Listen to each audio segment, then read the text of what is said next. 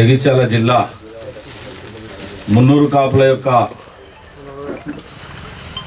బాధని వాళ్ళ అవసరాలని అడగకముందే గుర్తెరిగి నేనున్నాను మీకు తోడుగా అంటూ నేను కూడా మీ కుల బాంధవుడుగా ఆత్మీయుడుగా మీ అందరికీ మీ సంక్షేమానికి మీ అభివృద్ధికి తోడ్పడతానని చెప్పేసి ఎన్నో రోజులుగా డెవలప్మెంట్ కాకుండా వెనుకబడ్డటువంటి కళ్యాణ మండపం యొక్క నిర్మాణం కోసం ముందుకు వచ్చి 20 లక్షల రూపాయల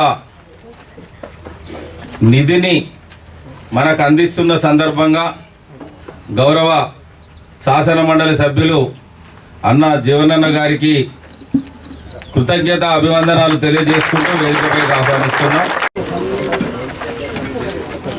కరతాళ ధ్వనులతో ఒకసారి అభినందనలు తెలుపుదాం.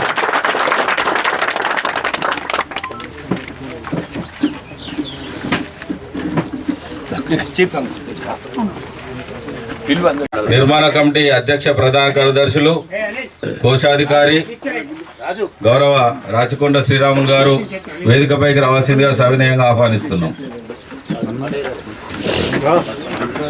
గౌరవ కౌన్సిలర్స్, స్థానిక సర్పంచ్ వేదికపైకి రావాల్సిందిగా ఆహ్వానిస్తున్నాం. అవుతున్నటువంటి సందర్భంలో లక్షలాది రూపాయలు వెచ్చించి ఈ భరంతి మొరము పోయినటువంటి స్థితిలో మనం ఉన్నప్పుడు తన సొంత వెహికల్స్ మనకు అందజేసి ఈరోజు మనం ఇక్కడ కూర్చుండే విధంగా ప్రయత్నం చేసినటువంటి జీవనన్నకి ధన్యవాదాలు తెలియజేసుకుంటూ చేసే క్రమంలో తన కష్టపడుతున్నటువంటి సందర్భంలో అప్పుడున్నటువంటి కార్యవర్గాన్ని పరిచయం చేపిస్తూ మరి మీ కులస్తులకు ఏమన్నా చేయాలని చెప్పేసి హనుమంతరావు గారి ద్వారా కూడా 10 లక్షలు మనకు ఫండ్ అందించినటువంటి ఘనత జీవనన్న గారిది. అదే కరీంనగర్ వెళ్ళి సంతోష్ కుమార్ ఎమ్మెల్సీ గారిని కలవగానే వారితో కూడా ఒక 5 లక్షల రూపాయలు మనకు నిధిని అందజేయడం జరిగింది. ఇట్లా తెలియజేసుకుంటూ పోతే మరి మధ్యలో వారికి సంబంధించినటువంటి రాజకీయ పార్టీ అధికారంలో లేకపోగా ఏం చేయలేనటువంటి సందర్భంలో మరి వారికి ఇప్పుడు అవకాశం వచ్చింది కాబట్టి నేనుంటాను మీకు ఈరోజు ఇచ్చి 20 లక్షలు మాత్రమే కాదు ఫంక్షన్ హాల్ నిర్మాణం పూర్తయ్యేంత వరకు కూడా సహకరిస్తా అని చెప్పేసి హామీ ఇచ్చారు. మరి జీవనన్న మనకు ఏ విధంగా అయితే హామీ ఇచ్చారో మరి వారికి కూడా మనందరం తోడ్పాటు ఉండే విధంగా మనం హామీ ఇవ్వాలని ఈ సందర్భంగా తెలియజేస్తూ అన్న ఓకే ఓకే ఓకే ఈనాటి కార్యక్రమాన్ని ఉద్దేశించి మాట్లాడాల్సిందిగా జీవనన్న గారిని కోరుతున్నాం. ఇలా మన చెరుకు రైతుల సమస్య కానీ మామిడి రైతుల సమస్య కానీ తర్వాత మనకు కూడా ఒక ప్రాజెక్టు కూడా అవసరం ఉంది. ఇక్కడ నుంచి తన మొదటి సొంత కూడా అంటుండు జగిత్యాల నుంచి నేరుగా మంచిర్యాలకు ఒక రైల్వే లైన్ ప్రపోజల్ తనకి ఢిల్లీ గెలిపించినట్లయితే తప్పకుండా మనకు ఈ నుంచి ఒక రైల్వే లైన్ కూడా మనకు వస్తుంది. మరి మనందరం ఈ జగిత్యాల మరియు నిజామాబాదు ఈ ప్రజల అందరి అవసరాలు దృష్టి పెట్టుకొని తన గెలుపుకు మనం అందరం తప్పకుండా కృషి చేయాలని కోరుతూ నాకు ఈ అవకాశం ఇచ్చిన మీ అందరికీ ధన్యవాదాలు తెలుపుతూ దాని చైర్మన్ కమలాకర్ వీరి సమకాలీకులు కాంగ్రెస్ నాయకులు వారికి తెలుసు, వారే నిధులు సమకూర్చారు. అందుకొరకు నేనేం చెప్తున్నా అంటే డబ్బు జిమ్మదారు నాది, డబ్బు ఉంటేనే అన్నీ అవుతాయి. మనం ఇప్పుడు పేదోళ్ళం కాదు, ఆర్థికంగా బలంగా ఉన్నాం, రాజకీయంగా చైతన్యవంతులమైనాం. ఇది పూర్తి చేయడానికి మీరు ఆర్థికంగా మీరు సహకరించండి. ఈ ప్లాట్ఫామ్ను వేదికగా చేసుకొని మీరు రాజకీయంగా ఎదగండి. నాకు ఈ అవకాశం థ్యాంక్స్ సార్. మరి ఈ ప్లాట్ఫామ్ని మనం విద్యార్థులకు హాస్టల్గా, వృద్ధులకు ఆశ్రమంగా, రాజకీయంగా అనేక విధంగా యూజ్ చేసుకోవచ్చు. మా మున్నూరు కాపుల తరఫున జీవనన్నకు ఒక విజ్ఞప్తి ఏంటంటే, అన్నయ్య మరోసారి చెప్తున్నాం, మాకు రాజకీయంగా మా యువకులకు విద్యార్థులకు విద్యాపరంగా అదేవిధంగా మా సంఘానికి సంక్షేమంగా అభివృద్ధి పరచాలా, సపోర్ట్ ఇవ్వాలా, అవకాశాలు కల్పించాలని కోరుకుంటూ ఇక్కడ చాలామంది నారాయణ గారికి ధన్యవాదాలు. ఇప్పుడు జీవనన్న గారు మాట్లాడాల్సిందే కోరుతున్నాం.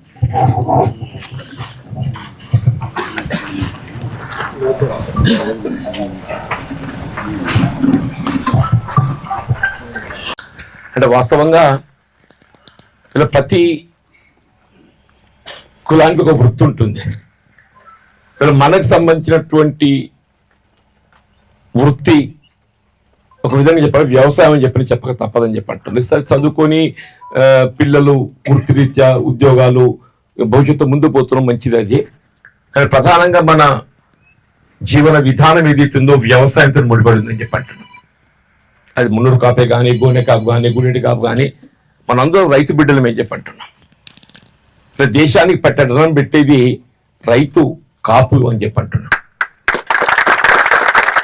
మనం సుభిక్షంగా ఉంటేనే దేశం సుభిక్షంగా ఉంటుంది. ఎవరమైనా కానీ రైతు సుభిక్షంగా ఉండాలని చెప్పి కోరుకోవాలి. రైతు కావాల్సింది వ్యవసాయానికి పెట్టుబడుల సమకూర్పు, మనం పండించిన పంటకు ధాన్యానికి గిట్టుబాటు ధర పొందగలగటం, ఈ రెండు ప్రధానమైన అంశాలని చెప్పండి.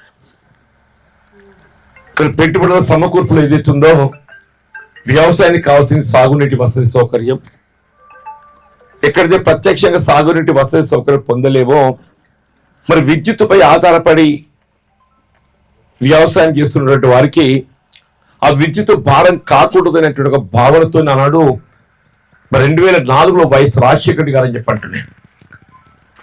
అంటే వాస్తవంగా ఎవరమే కానీ వ్యావసాయికంగా రాజశేఖర రెడ్డి గారు చేసినట్టు ఒక కార్యక్రమం మన జీవితకాలం కాదు, మన వారసత్వం కూడా మర్చిపోకూడదు చెప్పండి. వారసత్వం కూడా మర్చిపోకూడదు చెప్పండి. ఇది సాగునీరు, ఉచిత విద్యుత్తుతో పాటుగా ఇలా పండించిన పంటకు ధాన్యం మద్దతు ధర పొందటం ఏదైతుందో ఒకప్పుడు నేను ప్రత్యక్షంగా ప్రజా జీవితంలోకి వచ్చి దాదాపు 4 దశాబ్దాలు గడుస్తుంది. అంతకుముందు ఏదైతుందో ధాన్యం పండించడం ఒక ఎత్తు అయితే దాన్ని అమ్ముకోవడం అంతకంటే రెట్టింపైన కష్టంగా మనం గమనించడమే. వల్ల మనం ఒక పార్టీని సమర్థించబోతున్నప్పుడు ఏదైతుందో ఆ రాజకీయ పార్టీ యొక్క ఆలోచన విధానం ఏ విధంగా ఉంటుంది గమనించాలని చెప్పండి. ఈ కనీస మద్దతు ధరకు చట్టబద్ధత కల్పింప చేయబడ్డప్పుడు మాత్రమే మనం రైతాంగానికి ఆశించిన ఫలితాలు కల్పించగలుగుతామని చెప్పంటున్నాం. అండగా నిలవడం జరగదు. నువ్వు పారిశ్రామికంగా ఈ దేశాన్ని ఎంత ముందుకు తీసుకోవాలని భావించి తలంచినా కానీ నువ్వు న్యాయం చేయలేవు అని చెప్పంటున్నాయి. గ్రామీణ ప్రాంతంలో ప్రత్యక్షంగా పరోక్షంగా 70-80% వ్యవసాయంపైన ఆధారపడ్డామని చెప్పండి. కాబట్టి కనీస మద్దతు ధరకు చట్టబద్ధ కల్పించాల్సిన బాధ్యత ఇవాళ కేంద్ర ప్రభుత్వంపై ఉన్నది. అది ఏ పార్టీ అని కానివ్వండి చెప్పంటున్నా. ఇప్పుడు ఒక పార్టీ పరంగా మాట్లాడడం లేదు. అది కాంగ్రెసే కానీ, భారతీయ జనతా పార్టీ కానీ, ఇతర ఏ రాజకీయ పార్టీ కానీ మీరు ఎంతవరకైతే వ్యవసాయ ఉత్పత్తులకు కనీస మద్దతు ధరకు చట్టబద్ధ కల్పింప చేయలేరో రైతాంగాన్ని ఓటు అడిగేటోడుగా నైతిక హక్కు మీకు లేదు అని చెప్పంటుంది. రాజకీయంగా అభ్యర్థితో అవకాశం మన వేణు కల్పించింది. నేను ఉప ఎన్నికలు చెప్పంటున్నా. అంతవరకు ఏదైతే నన్ను మున్నూరు కాపు సమాజం సోదరులు నన్ను మీ బిడ్డగా ఆదరించి ఈ స్థాయికి తెచ్చిందో అప్పుడు అంటే రెట్టింపు పట్టుదలతో అని చెప్పంటున్నా. అరే ఇంతకాలం మనోడు అని చెప్పని చెప్పుకున్నాం. మనం ఆయన కష్టాలలో ఉన్నప్పుడు ఏదైతుందో మనం ఆయన దూరం చేసుకుంటే ఇది మనకు మంచిదేనా అని చెప్పని నాకు ఆ విధంగా కాకుండా బొమ్మ వెంకన్న అడ్వకేట్ చెప్పండి, కరీంనగర్ పాప ఇప్పుడు స్వర్గస్థులు అయింది చెప్పండి బొమ్మ వెంకన్న. ఆయన వచ్చి ఇక్కడ క్యాంప్ వేసి 15 రోజులు 2 వారాలు క్యాంప్ వేసిందని చెప్పంటున్నాను. మన హరిహరిపడ్డలు నడిపోయిన వాళ్ళు మొత్తం కుటుంబం చెప్పంటున్నాం. మొత్తం హరిహరిపడ్డలు నడిపోయిన కుటుంబం చెప్పంటున్నాం. ఏ పోచమ్మ వాడకట్టు కేంద్రంగా అభ్యర్థి ఉండేనో మనలందరూ కూడా చెప్పంటారు. రాజకీయాలకు అతీతంగా ఏదైతుందో అంతకుముందు ఏ విధంగా నన్ను మీ బిడ్డగా నన్ను ఆదరించి నన్ను ఈ స్థాయికి తెచ్చిండో అంతకంటే రెట్టింపు పట్టుదలతో ఏదైతుందో 54,000 మెజారిటీ అని చెప్పంటే ఎప్పుడు ఊహితో ఇక లెక్కలు కడుతుండ్రు ఎవరికి ఎక్కువ మెజారిటీ వస్తుందని చెప్పని. 115,000 ఓట్లు పోలైతే 54,000 మెజారిటీ వచ్చిందని చెప్పంటున్నాను. అది నేను ఆశ్చర్యపోయి ఇదేదో ఇవి ఏ ఓట్లు అని చెప్పాను. ఎందుకు వచ్చింది? అందరు ఏదైతుందో ఒక పట్టుదలతో మా బిడ్డ జీవన్ రెడ్డి రైతు బిడ్డ అనే భావంతో చెప్పాను. నేను ఇవాళ కూడా చెప్పారు. రేపు ఎక్కడుంటా ఏ స్థాయి ఉంటుంది నా ప్రధానం కాదని చెప్పంట. ఎక్కడుంటా ఏ స్థాయి ఉంటుంది ప్రధానం కాదని చెప్పంట. గ్రామీణ ప్రాంతం రైతాంగం, రైతు కూలీలు, దళితులు, బలహీన వర్గాలు, మా ఆడబిడ్డలు అని చెప్పంటున్నా, మహిళా సంక్షేమం అని చెప్పంటున్నా, వాళ్ళ సంక్షేమం కూడా పాటుపడిన అవుతూ బాధ్యత భావిస్తా చెప్పంట. ఇవాళ ఈ కళ్యాణ మంటపానికి సంబంధించి మిత్రులు వచ్చి అన్న నేను నిజంగా మీరు నిర్లక్ష్యం చేసిందా ఇంతకాలం ఏదైతే ఎందుకు పట్టించుకోలేదు? నాకేదైతుందో గతంలో నేను కొంత అవకాశాలు పొందలేకపోయినా ఇవాళ దీన్ని పూర్తి చేయించే బాధ్యత నేను కూడా ఒక ముందు కాపులకు చెప్పాను.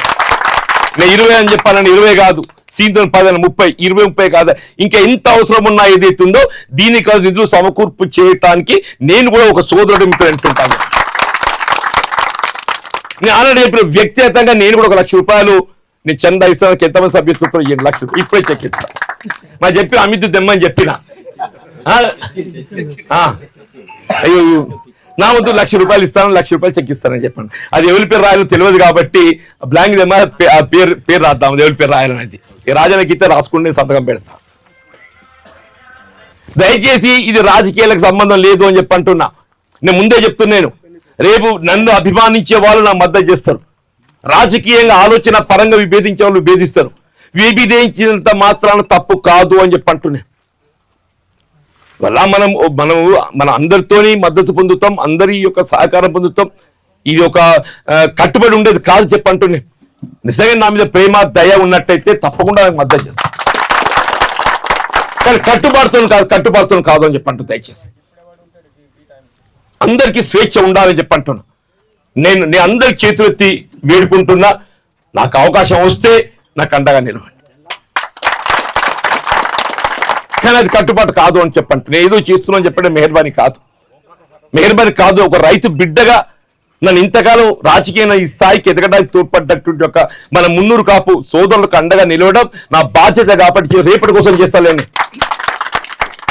నేను చేయబోయేది చేయాలని తలంచేది రేపటి కొరకు కాదు అని చెప్పంటున్నా. నిన్నటి వరకు ఈ స్థాయికి రావడానికి ఎదగడానికి తోడ్పడి నాకు అండగా నిలిచినటువంటి మీకు నేను రుణపడి ఉన్నా కాబట్టి ఏదైతుందో నేను అది కొంత తీర్చుకోవాలని ఒక ప్రయత్నంలో భాగంగా నేను చేసుకోని చెప్పాను. దయచేసి ఇంత మంచి అవకాశాన్ని కల్పించినందుకు నేను మిత్రులకు అందరికీ హృదయపూర్వకంగా ధన్యవాదాలు చెప్తూ సెలవు తీసుకుంటున్నాను. జై హింద్. గతంలో అన్నపూర్ణ థియేటర్ల ఆత్మీయ సమావేశం రోజు కానీ ఈ రోజు కానీ మనందరికీ అల్పాహారం అందించినటువంటి శ్రీ శశికళ హాస్పిటల్ వైద్యులు డాక్టర్ జంగిలి శశికాంత్ రెడ్డి గారికి ఈ సందర్భంగా ధన్యవాదాలు తెలియజేస్తూ, అదేవిధంగా రావాల్సిందిగా కోరుచున్నాం. అందరం యూ షేప్ లో ఉందాం. యూ షేప్ లో